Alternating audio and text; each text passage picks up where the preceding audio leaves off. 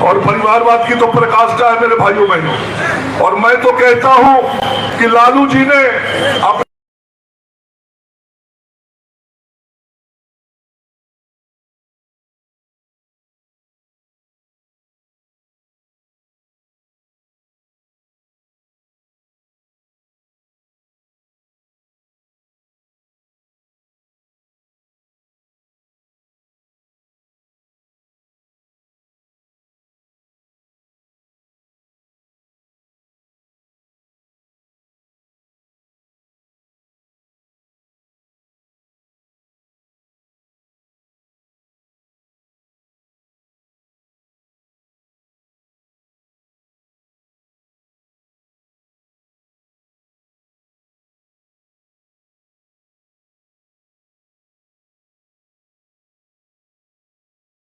जहां से कर दे सकते हैं उन 4 लोगों को दे देते तो कम से कम परिवारवाद भी ठीक से होता और परिवार के अंदर भी न्याय होता। आपने तो परिवार के अंदर भी अन्याय कर दिया अपने कुछ बेटियों के साथ। और बिहार की जनता आपके इस परिवारवाद को बहुत बढ़िया तरीके से देख रही है, समझ रही है। कभी भी बिहार की जनता ऐसे लोगों को अपना मत नहीं देगी जिन लोगों ने भ्रष्टाचार किया होगा, जिन लोगों ने बिहार को बर्बाद किया है, जिन लोगों ने बिहार के विकास को रोकने का काम किया। ऐसे लोगों को वोट कभी नहीं देगी। वोट देगी बिहार की जनता तो विकास करने वाले नेतृत्व एनडीए को देगी, नरेंद्र मोदी जी को देगी, नीतीश कुमार जी को देगी, जीतनराम मांझी जी को देगी, चिराग पासवान जी को वोट देगी, उपेंद्र कुशवाहा जी को देगी वोट। चूंकि बिहार की जनता देख रही है, गरीब जनता देख रही है। पिछले 3 साल से मुफ्त में अनाज देने का काम यदि कोई कर रहा है तो वो एनडीए की सरकार कर रही है। आज गरीब जनता देख रही है कि बड़ी संख्या में गरीबों के जो प्रधानमंत्री आवास बन रहे हैं, वो प्रधानमंत्री आवास बनाने का काम एनडीए की सरकार का क्या होगा। जानते हैं कितना प्रभावशाली हमारे प्रधानमंत्री हैं। उन्होंने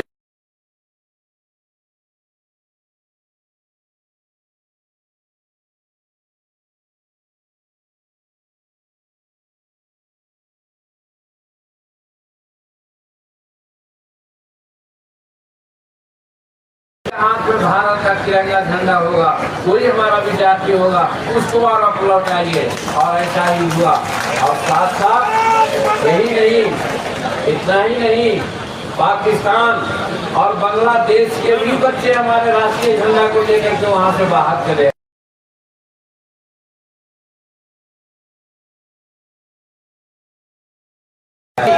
इतना है तो वैसे ताकतवर लोग के हाथ में सत्ता न दे करके हाथ में दीजिएगा। जो आज प्रधानमंत्री के पद के लिए लड़ रहे हैं, कोई कहता है कि हम लड़ेंगे, कोई कहता है हम मुख्यमंत्री होंगे। और आप देख रहे हैं कि आपसे में सब लड़ रहा है। वायनाड में क्या हो रहा है, राहुल बाबा के खिलाफ लड़ गए उसी के लोग। आज यहाँ पूर्णिया में क्या हो रहा है, उसी के लोग लड़ गए। कहने का मतलब कि वो लोग एकदम खिचड़ी के रूप में हैं जिसका कोई अस्तित्व नहीं है। इसलिए एक तरफ सशक्त हमारा नेतृत्व है और दूसरी तरफ नेतृत्वहीनता है। उन लोगों को कोई न नीति है और न नियत है। नीति कुछ नहीं है, सिर्फ और सिर्फ भारत के प्रधानमंत्री बनना चाहते हैं। अरे भैया, भारत के प्रधानमंत्री पद का वैकेंसी होगी तब न होइएगा। यहाँ तो 24 क्या 30 तक मैं समझता हूँ कि भारत के प्रधानमंत्री का पद खाली नहीं है। नरेंद्र मोदी जी भारत के प्रधानमंत्री होंगे तो फिर आपको क्या करना है। ऐसी परिस्थिति में हम सिर्फ और सिर्फ नरेंद्र मोदी जी के बारे में कहना चाहेंगे कि आज सबल नेतृत्व में हम लोग हैं। हम लोगों को उनका हाथ मजबूत करना चाहिए। और जो 30 तारीख को यहाँ पर मतदान होना है, उस दिन ये न कहिएगा किसी में कमल छाप है। अरे भाई, हम लोग एनडीए में हैं, तीखी मंगल हम लोग 6 पार्टनर हैं।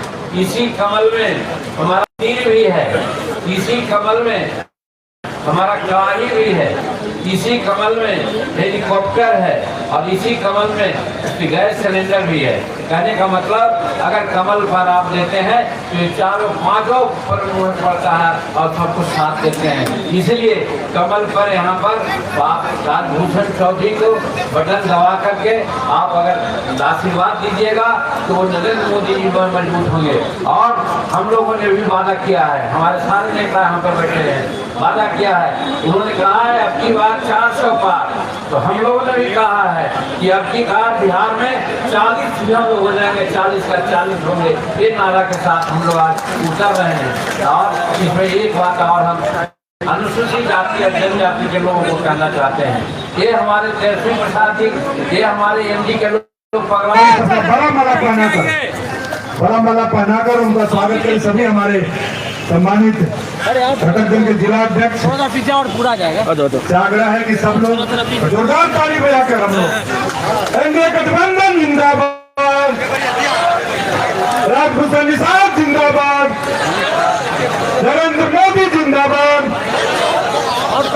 भारत माता की, भारत माता की।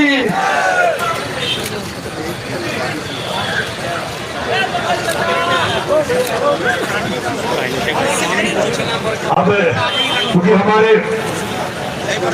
जम्मू कश्मीर है उनको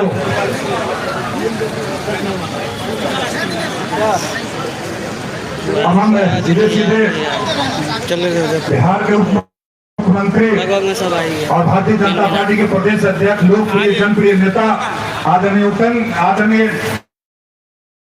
आए और के साथ आशीर्वाद सभा को संबोधित कर सम्राट चौधरी जिंदाबाद, बोलिए भारत माता की, भारत माता की जय जय श्री राम, जय जय श्री राम। आज एनडीए प्रत्याशी डॉक्टर राजभूषण निषाद जी के नामांकन समारोह में इस मंच पर उपस्थित एनडीए के संयोजक राम बाबू सिंह कुशवाहा जी, भारतीय जनता पार्टी के जिला के अध्यक्ष रंजन कुमार जी, लोजपा के जिला अध्यक्ष चुलबुल साई जी, इस मंच पर उपस्थित राष्ट्रीय लोक मोर्चा के राष्ट्रीय अध्यक्ष हमारे बड़े भाई आदरणीय उपेंद्र कुशवाहा जी, बिहार सरकार के मंत्री आदरणीय केदार गुप्ता जी, पूर्व मंत्री आदरणीय रामसूरत राय जी, पूर्व मंत्री और हम लोगों के गार्जियन आदरणीय सुरेश शर्मा जी, श्रीमती देवी कुमारी जी, पूर्व विधायक आदरणीय दिनेश कुमार प्रसाद सिंह जी, विधान परिषद के सदस्य,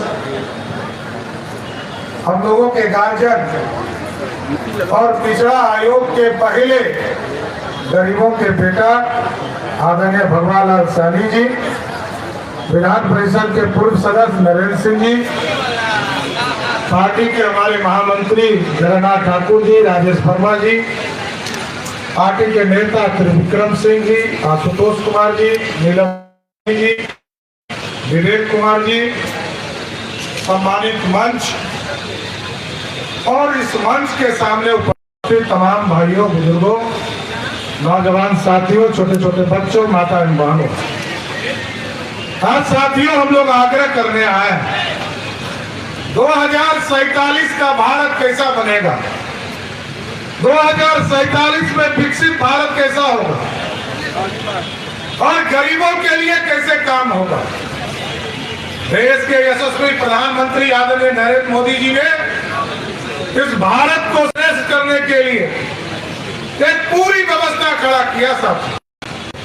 और जो आपसे 2014 में 19 में जो कमिटमेंट करके गए, भारत के सब कीजिएगा। और साथियों, क्योंकि आपके आशीर्वाद से ही भारत श्रेष्ठ हो सकता और भारत श्रेष्ठ तभी होगा क्योंकि आपको याद है ना कि पहले प्रधानमंत्री कैसे होते थे, मनमोहन सिंह। जब तक श्रीमती गांधी स्विच नहीं दाबती थी बोलते थे। तो अब कैसा प्रधानमंत्री है, 56 इंच वाला। और 56 इंच का कैसा प्रभाव है? जब यूक्रेन और रसिया में लड़ाई हो रहा था, बिहार के लाखों बच्चे, भारत के लाखों बच्चे फंस गए। मोदी जी ने फोन किया, पुतिन जी युद्ध रोको, युद्ध रुक गया। मोदी जी से पुतिन जी ने पूछा कि हमारे जो आपके बच्चे हैं हिंदुस्तान के, उसको पहचानूंगा कैसे? मोदी जी ने कहा, जिसके हाथ में तिरंगा होगा समझिएगा वही भारत का बच्चा होगा। और भारत के बच्चे तो निकले ही साथियों, पाकिस्तान और बांग्लादेशी भी निकल गया। यही है ताकत। इसलिए आपको वोट के दिन भी निकलना पड़ेगा, वोट परसेंटेज भी बढ़ाना पड़ेगा, क्योंकि ये जो कुछ फरेबी लोग हैं, ये लालटेन वाले, कांग्रेस वाले, आरक्षण विरोधी, ये आरक्षण विरोधी है, एकदम स्पष्ट रहिएगा। लालू प्रसाद जी ने कभी किसी को आरक्षण नहीं दिया। इसलिए यदि आप चाहते हैं कि माफियाओं पे कार्रवाई हो, भगवान राम और माता सीता का सम्मान बढ़े, तो एक एक वोट दीजिएगा ना। दोनों हाथ उठा के बोलिए तो इनको एक एक वोट दीजिएगा। मैं और उपेंद्र कुशवाहा जी भाषण करेंगे, उसके बाद पहनाएंगे एक एक वोट। हम लोग 20 तारीख को डॉक्टर राजभूषण निषाद जी, ये डॉक्टर भी हैं साथ, आदरणीय उपेंद्र कुशवाहा जी भी, सभी लोग मिलकर हम लोग माला इनको पहना रहे हैं। वोट का गारंटी है ना? चलिए, बहुत बहुत धन्यवाद।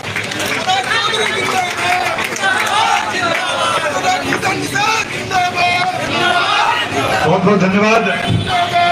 हम लोग के बीच राष्ट्रीय जनता दल छोड़कर शेखर सैनी जी आज भारतीय जनता पार्टी की सदस्यता ले रहे हैं। हम प्रदेश अध्यक्ष जी से आग्रह करेंगे कि उनको माला पहनाकर आज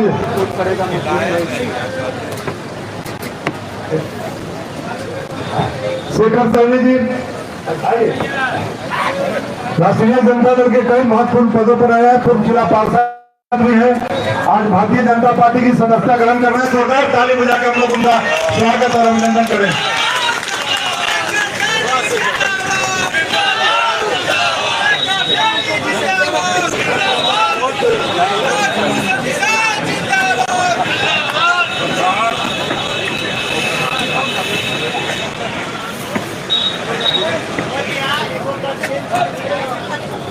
अब हम राष्ट्रीय लोक मोर्चा के राष्ट्रीय अध्यक्ष आदरणीय उपेंद्र कुशवाहा जी से आग्रह करते हैं कि आप आए और इस नामांकन आशीर्वाद सभा को संबोधित करें। उपेंद्र कुशवाहा जिंदाबाद।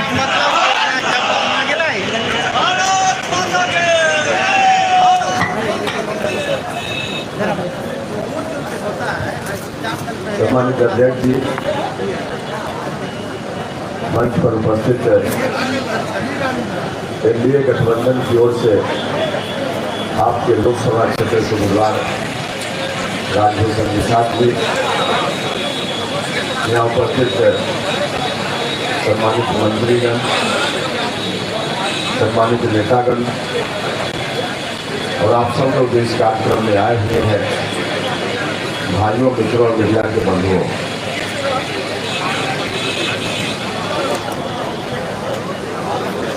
मित्रों, जो तो 4 जून को मतदान होना है, 4 जून को परिणाम आना है, वोटों की गिनती होगी। उस दिन अंतिम रूप से पता चलेगा कि क्या परिणाम है। लेकिन कुछ चीज इस चुनाव में पहले ही से स्पष्ट है, उसके लिए परिणाम के दिन का इंतजार नहीं करना है। आज क्या पक्ष क्या विपक्ष, सभी लोग यह मान कर बैठे हैं कि दिल्ली में सरकार बनेगी तो एनडीए की बनेगी, प्रधानमंत्री बनेंगे तो नरेंद्र मोदी जी बनेंगे। भाइयों मित्रों, आपके गांव में अगल बगल में आप देखिएगा, 2-4 तो भी सही, कुछ लोग तो होंगे जो एनडीए के खिलाफ वोट देना चाहते होंगे। हम आपसे आग्रह करना चाहते हैं कि उसमें से किसी व्यक्ति से आप इस दिन से पूछिएगा, भैया आप एनडीए के खिलाफ वोट देने वाले हैं, लेकिन कलेजा पर हाथ रखकर बताइए सरकार किसके दिल्ली में बनेगी? तो जो आपको नहीं वोट देने वाला होगा वह भी तभी जुबान से स्वीकार करेगा, कहेगा